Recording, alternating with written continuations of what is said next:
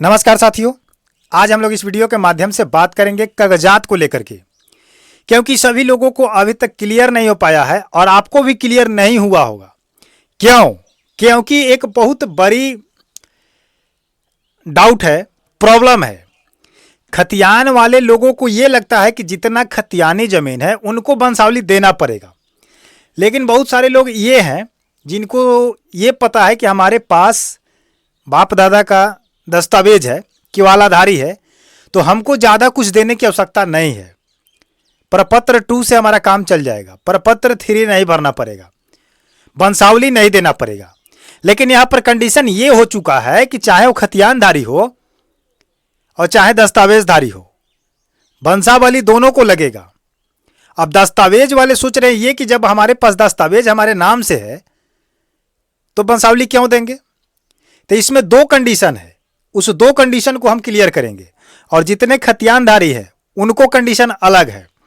तो मात्र सर्वे स्टार्ट अब हो चुका है, उसका डेट ऑफ फाइनल हो चुका है, आगाज हो चुका है। पूरे बिहारवासी से हम ये स्पष्ट क्लियर करेंगे कि आपको कागजात कौन कौन से रखने हैं। मात्र अगर आप 3 से 4 कागजात आपको रखना पड़ेगा। अगर ये 4 कागजात अगर आपके पास है तो आपका लैंड का सर्वे हो जाएगा। अगर इन 4 कागजातों में से कोई कागजात अगर एक भी एब्सेंट पाए जाते हैं तो थोड़ी सी परेशानी आएगी। लेकिन मोस्ट इंपॉर्टेंट हमारा टॉपिक यही है कि खतियान वाले को भी वंशावली देना है और दस्तावेजधारी को भी देना है। दस्तावेजधारी में कंडीशन 2 को बन गया है, कंडीशन नंबर 1 होगा और कंडीशन नंबर 2 होगा। तो बस इसी चीज को हम क्लियर करेंगे कि डॉक्टर विजय कह रहे हैं, डॉक्टर दिलीप कुमार जायसवाल जी का आगाज स्टार्ट हो चुका है कि अब टोटल जमीन का सर्वे किया जाएगा। बट कहां से किया जाएगा, एक वीडियो हम बना चुके हैं जिसमें सारी जानकारी दी गई है कि आपका कहां पर, कैसे, कब, किस स्थिति में सर्वे किया जाएगा। तो उस वीडियो में हम बता चुके हैं। अब इसमें हम बात करेंगे दस्तावेज कागजात को लेकर, जो बहुत सारे लोगों की परेशानी है कि आखिर हम दस्तावेज दे तो कौन सा दे जिससे हमारा पूरा 100% राइट क्लियर साबित हो जाए कि ये जमीन आपका है और आने वाले समय में, आने वाले पीढ़ियों को, आने वाले फ्यूचर, आने वाले बाल बच्चों को कोई परेशानी न हो, जिसके झंझट का छुटकारा आपको सालों सालों तक क्लियर हो जाएगा। इसी चीज को आज हम लोग इसमें विश्लेषण करेंगे। बस आपसे इतना रिक्वेस्ट करेंगे कि वीडियो को पूरा देखिएगा, स्किप मत कीजिएगा। स्किप कीजिएगा तकलीफ आपको होगा, प्रॉब्लम आपको होगा। क्यों? क्योंकि अगर आप स्किप करते हैं तो बात आपका छूटेगा और छूटेगा तो आप नहीं जान पाइएगा, परेशानी में फिर चक्कर लगाते रहिएगा। समझ गए कि नहीं? चलिए वीडियो को स्टार्ट करते हैं। कहने का मतलब है कि इसमें लिखा गया है कि आपको कैसे कैसे किया जाएगा और क्या क्या किया जाएगा। ध्यान देकर के देखिएगा, इंपॉर्टेंट वीडियो होने वाला है। कह रहे हैं कि जमीन सर्वे कराने के विषय में कौन कौन से कागजात आपके जरूरी हैं। तो सबसे पहले हम बात करते हैं कि जमीन का जो पेपर बनता है 2 टाइप का बनता है। एक होता है आपका पूर्वज का जमीन जो खतियान से चले जाता है, जिसको आपको रैयती खतियानी बोलते हैं। पैतृक संपत्ति पूर्वजों का, दादा परदादा के और ऊपर पीढ़ियों से चले आता है, ये हो गया खतियानी। सेकंड नंबर में ये होता है जो आप जमीन को खरीदे होते हैं, उसको हम बोलते हैं केवालाधारी या दस्तावेजधारी। अब यहाँ पर कंडीशन जो चेंज हो जा रहा है कि वंशावली और डॉक्यूमेंट किनको किनको देना है। तो आप लोग स्टार्टिंग से सुनते आ रहे होंगे कि जिनके पास खतियान है, जिनके पास बहुत पुराना जमीन है, उनको वंशावली देना होगा और दस्तावेजधारी को नहीं देना होगा। लेकिन यहाँ पर नया कंडीशन ये बनता है कि दस्तावेजधारी को भी वंशावली देना पड़ेगा। कैसे देना पड़ेगा, इसी चीज को समझना है। अगर नहीं दीजिएगा तो फिर वहां पर लफड़ा ही लफड़ा होगा आने वाले समय में। अब देखिए हम आपको क्लियर करते हैं कि क्या होगा। जमीन आपके 2 टाइप को हम बता दिए, एक खतियानी और एक दस्तावेजधारी। सबसे पहले बात करेंगे खतियान वाले को, उसके बाद हम दस्तावेज में 2 कंडीशन है उसको क्लियर करेंगे। इसमें लिखा गया कि सर्वे के समय जमींदार या रैयती जमीन का रहना जरूरी है। वो तो आपको प्रेजेंट वहां पर रहना ही पड़ेगा जब सर्वे होगा तो। लेकिन कह रहे कि अगर पैतृक संपत्ति है, बाप दादा की संपत्ति है, तो याद रखे ऐसे खतियानी जमीन को अलग अलग कराने के लिए वंशावली की आवश्यकता पड़ती है। अगर आप ऐसा नहीं करते हैं तो आने वाले समय में, आने वाले पीढ़ियों में बच्चों को भी झंझट का सामना करना पड़ सकता है। अब समझ गए? अब कहने का मतलब है कि खतियानी है, बाप दादा का है, पुराना पैतृक संपत्ति है, 2-4 पीढ़ी पहले बो चुके उस जमीन को, और आप फिर से नए 2-4 पीढ़ी उसमें आ चुके हैं।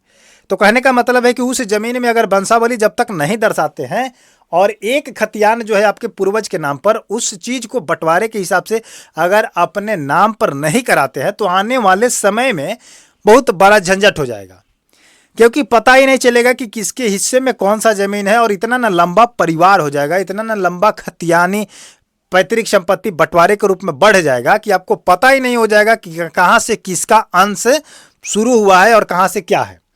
इसलिए यहाँ पर स्पष्ट लिखा गया है कि पैतृक संपत्ति है, खतियानी है, तो खतियान निकाल करके वंशावली रेडी करके आप उस चीज में अपना शेयर हिस्सेदार शेड्यूल बना करके अपने नाम पर खतियान बनवा ले, अपने नाम पर नया जमाबंदी को चढ़वा ले, तब जाकर के आपका साफ सुथरा जमीन हो जाएगा, आपके बच्चों को परेशानी का सामना नहीं करना पड़ेगा।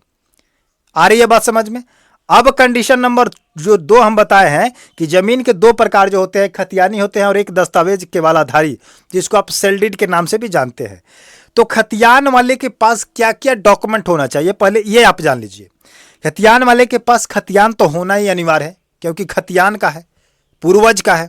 तो अगर नहीं रहेगा तो आप कैसे प्रूफ करेंगे कि ये जमीन मेरे दादा परदादा के नाम पर था। उसके बाद उसका रसीद चाहिए, जब जब रसीद आप कटाए होंगे। उसके बाद वंशावली हम आपको बता दिए, क्लियर वंशावली होना चाहिए। और अगर आपका वो जमीन का मोटेशन पेपर अगर है तो मोटेशन पेपर दे सकते हैं। मात्र ये 3 पेपर आपके पास होना चाहिए, खतियान, वंशावली, रसीद या मोटेशन का पेपर है तो, नहीं है तो कोई दिक्कत नहीं है। अब चलते हैं कि 2 नंबर जो केबालाधारी है, सेल्डीड है, जिसको आप लोग दस्तावेजधारी भी बोलते हैं। तो इस कंडीशन में ये बनता है कि बहुत सारे लोगों ने पहले भी ये चीज़ को देखा था, कहा था कि जब आपके पास दस्तावेज है इस चीज़ को ज़्यादा परेशानी का सामना नहीं करना पड़ेगा, लेकिन करना पड़ेगा। पॉइंट समझिएगा, हम अपने पर आपको बताते हैं, समझ गए? बोर्ड तर नहीं है, ये बोर्ड है, बट इस पर अभी हम नहीं लिख सकते हैं, दूसरा बोर्ड पर लिखते हैं। कहने का मतलब है, एग्जाम्पल में समझिएगा कि मेरे दादाजी हैं और मेरे दादाजी के नाम पर अगर मान लीजिए कि 10 बीघा जमीन खरीदाया है, और मेरे पिताजी 5 भाई हैं।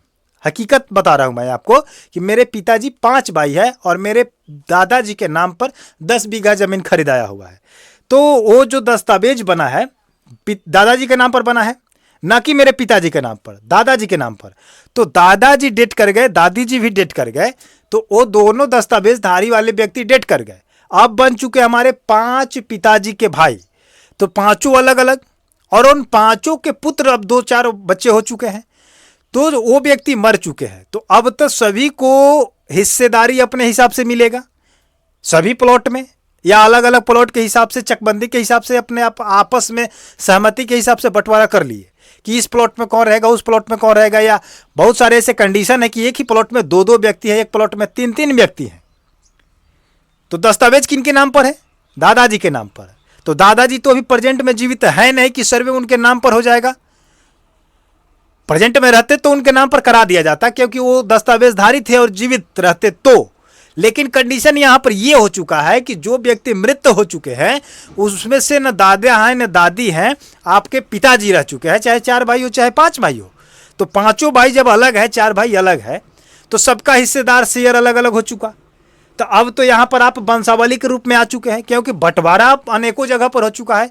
तो दस्तावेजधारी अगर मृत हो चुके हैं और उनके 2-4 बाल बच्चे हैं, उनके पोते हैं, बेटे हैं, तो वहाँ पर अनिवार्य वंशावली कंडीशन लागू करती है कि आप वहाँ से दर्शाएंगे कि ये ज़मीन खरीदा हुआ है बट दादाजी के नाम से है। अब इस ज़मीन में 5 शेयरदार है, 5 आपस में बंटवारा कर चुके हैं, तो 5 का नाम दर्शाने के लिए वंशावली बनवाइएगा ना जी, कि फलाने का लड़का फलाने फलाने फलाने हैं और फलाने के हिस्से में इतना इतना ज़मीन जा चुका है, तो आपका रिकॉर्ड में चढ़ेगा, बंटवारा शेड्यूल उसमें भी बनेगा। लेकिन अगर उसमें से कोई व्यक्ति प्रेजेंट में जीवित रहता जिसके नाम पर दस्तावेज है, तो उन्हीं के नाम पर वो रह जाता, उनको वंशावली बनाने की आवश्यकता नहीं पड़ती। कंडीशन 2 यही पर हम आपको समझाते हैं, हम अपने एग्जाम्पल पर, कि अगर हमारे पिताजी जमीन खरीदे और वो अभी जीवित है प्रेजेंट में, तो जीवित हैं और हम हैं, तो अगर उनके नाम पर जितना दस्तावेज बना होगा अभी प्रेजेंट सर्वे उन्हीं के नाम पर कर दिया जाएगा। अगर वो नहीं रहते तो हम भाइयों के नाम पर होता, तो फिर वहां पर वंशावली तैयार किया जाता कि हम 4 भाई हैं और ये पिताजी का प्लॉट खरीदा गया है, इसमें हम चारों अपने हिसाब से बंटवारा कर चुके हैं और इसमें ये इतना कट्ठा इतना दूर हमें मिला हुआ है। तो इस चीज के कंडीशन में यहां पर लागू ये होता है कि जो व्यक्ति जमीन खरीदे हैं और वो मर चुके हैं, मृत हो चुके हैं, इस दुनिया में नहीं है, तो उनके जितने बेटे पोते हैं उनमें वंशावली बनेगा और आपको वहां पर दर्शाना पड़ेगा कि ये हम सभी शेयरदार अलग अलग हो चुके हैं, बंटवारा कर चुके हैं और किसके कितने हिस्से में कितना जमीन है ये आपको उसमें डिटेल्स देना पड़ेगा, तब जाकर के सर्वे आपके नामों पर ट्रांसफर किया जाएगा। अन्यथा आपके दस्तावेजधारी व्यक्तियों के नाम पर रह जाएगा, चाहे आप 2 भाई हो 5 भाई हो, बंटवारा कर लिया है, इससे कोई कंडीशन लागू नहीं होती है, उसी व्यक्ति के नाम पर रह जाएगा। तो अगर इसमें आप सोच सकते हैं कि उसी मृत व्यक्ति के नाम पर छोड़ देना है, या आप अपने प्रेजेंट वर्तमान में जो जीवित है, जो जिस जमीन पर शेयरदार है, उसको अपने नाम पर लागू करा ले तो ये अच्छा होगा। ऐसा नहीं कि पैतृक संपत्ति है तो उन्हीं के नाम पर छोड़ दे। 4 पीढ़ी पहले से चले आ रहा है और 8 पीढ़ी अब हो चुका है, तो 12 पीढ़ी अब कब बीत जाएगा। आने वाला समय में किसी को पता चलेगा कि कौन सा जमीन कहाँ है और किसके नाम पर है और किसके नाम पर था और कितना उसमें हिस्सेदार है, कितना उसमें बंटवारा करना है। तो ये झंझट आपका उत्पन्न करेगा। अब दस्तावेजधारी जितने भी लोग हैं उनके लिए हम बता देते हैं कि जिनका दस्तावेजधारी व्यक्ति मर चुके होंगे उनमें कंडीशन आपका लागू होगा कि वंशावली बनवा लीजिएगा और दस्तावेज रखिएगा, रसीद रखिएगा, मोटेशन का पेपर रखिएगा, मोबाइल नंबर तो अनिवार्य है, रखना ही पड़ेगा। और जिन व्यक्तियों के दस्तावेजधारी व्यक्ति अभी जीवित हैं उनको वंशावली बनाने की आवश्यकता नहीं है, वो अपना रसीद रखेंगे, मोटेशन का पेपर रखेंगे, मोबाइल नंबर रखेंगे, आधार कार्ड रखेंगे, इससे आपको ज़्यादा कुछ रखने की आवश्यकता नहीं है। कंडीशन आपका यही लागू करता था। तो अब उम्मीद करते हैं कि आप लोग इस वीडियो से जानकारी लेकर के समझ चुके होंगे और हम प्रयास करेंगे कि आने वाले समय में अगर कोई अपडेट आता है तो उसको लेकर के आपके बीच हम शेयर करने का प्रयास करेंगे। बस आपसे इतना रिक्वेस्ट है कि चैनल पर अगर नए हैं तो चैनल को सब्सक्राइब करके वीडियो को लाइक कर दीजिए ताकि प्रत्येक दिन की जानकारी आप तक पहुंचते रहे। मिलते हैं नए जानकारी में। धन्यवाद।